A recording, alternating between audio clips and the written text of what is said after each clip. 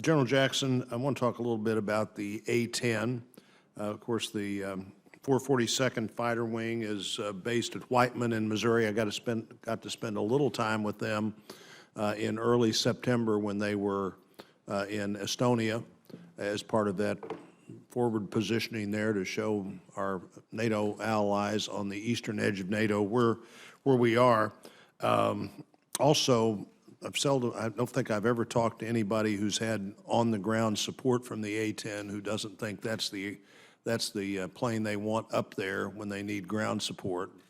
Looks like the A-10 in one form and another now could be around until about 2022, but could you describe what is the current divestment plan, if that's the right term to use, for the A-10 and the replacement plan for that plane? Senator, thank you for the question. If I could do a reach back to your previous cyber question very briefly, because we had to run out of time. The hiring for the cyber forces that we put in place has been very good for traditional reservists in the places we put them. We can use assistance from the committee on the Air Reserve technician part. On the Air Reserve technician, the full-time support side, our military techs, because what's happening right now is the Office of Personnel Management on the civilian side is now allowing us to grade them at the same levels as their civilian counterparts. So we'll be bringing information and hopefully statutory changes to that for you. As for the A-10, sir, we appreciate your support of the 442nd.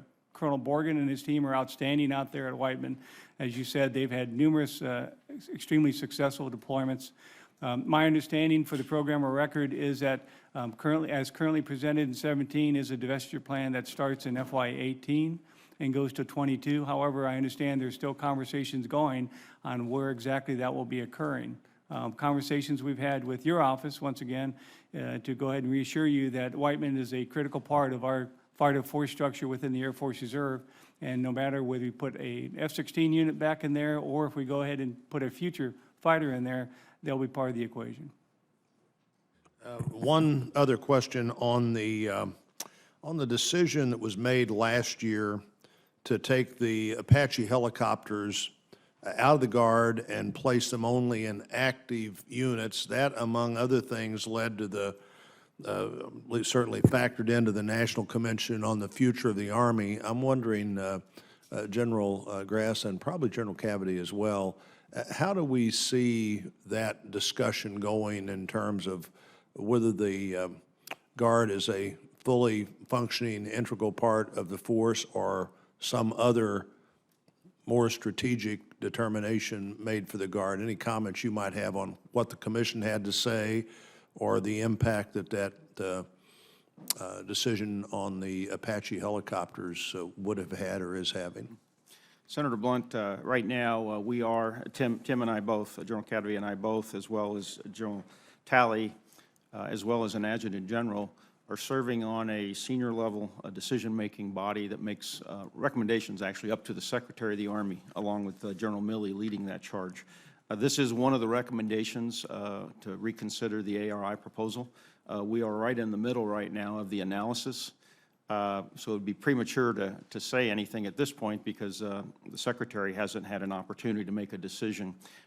We do know that across Army aviation, and that's active Guard and Reserve, there are some bills that we can't cover right now.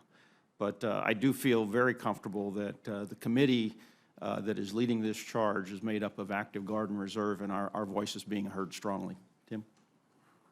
Senator, I'd just add we're working very closely with the Army, particularly as it's related to the recommendation to Course of Action 3, the Apache battalions. It's one of the recommendations that comes with a heavy price tag. So if it was to be implemented, we are doing that staff work to figure out exactly how we'd be able to afford it into the future. The heavy price tag would be if we continue to have the Apaches as part of the Guard or if we don't? Yes, sir. That's part of the overall. Which would be what? The continuation of that? Continuation of Course of Action 3, which would retain 4 Apache battalions within the Army National Guard. Some discussion that maybe if there was an Apache Guard unit, it would be smaller than the normal number of helicopters. Does that create concerns?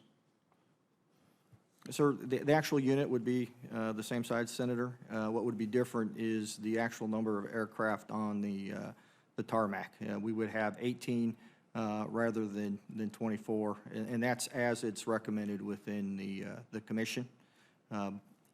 If a unit would deploy, they would deploy with 24. They'd be a fully manned and equipped Apache battalion, and that's part of the assessment analysis that's ongoing, Senator.